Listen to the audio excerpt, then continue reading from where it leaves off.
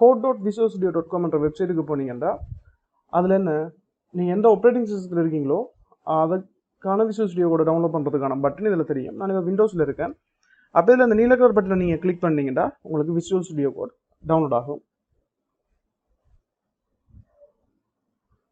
அதில் சேவ் பட்டனை கொடுத்து நீங்கள் என்ன செய்யுங்க, விசுவல் ஸ்டுடியோ கோட சேவ் பண்ணிக்கொள்ளுங்க. செட்டப் ஃபைல் நான் ஏற்கனவே டவுன்லோட்ஸுக்குள்ள விசுவல் ஸ்டுடியோ கோட சேவ் பண்ணி வச்சுருக்கேன். இப்போ நான் டபுள் கிளிக் பண்ணுறேன். டபுள் கிளிக் பண்ணினா விசுவல் ஸ்டுடியோ கோட் உங்களுக்கு வந்து டேர்ம்ஸ் அண்ட் கண்டிஷனை காட்டும். நீங்கள் அக்செப்டை கொடுங்க.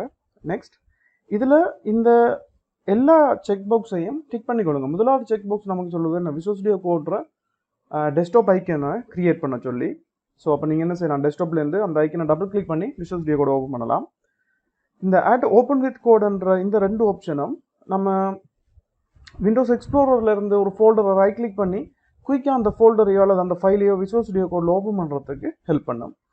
Register code as an editor for supported file டைப்ஸ்ன்றதை நீங்கள் டிக் பண்ணுறது மூலமாக ஈஸியாக விண்டோஸ் எக்ஸ்ப்ளோரர்லேருந்து நம்ம சிஎஸ்எஸ் ஃபைலையோ அல்லது பைத்தான் ஃபைலையோ அல்லது HTML ஏதோ விசுவல் ஸ்டுடியோ கோட் சப்போர்ட் பண்ணக்கூடிய என்ன ஃபைல் இருந்தாலும் டபுள் கிளிக் பண்ணுறது மூலமாக இமீடியட்டாக அந்த ஃபைலை விசுவல் ஸ்டுடியோ கோடில் ஓப்பன் பண்ணலாம்.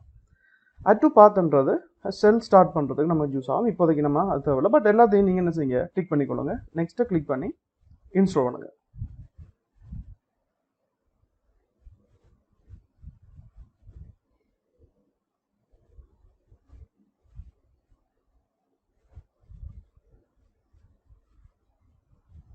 ரைட், விசுவல் ஸ்டுடியோ கூட சக்ஸஸ்ஃபுல்லாக நம்ம இன்ஸ்டால் பண்ணிட்டோம். இனி உங்களுக்கு விரும்பின ஃபைலை நீங்கள் ஓப்பன் பண்ணிக்கொள்ளலாம்.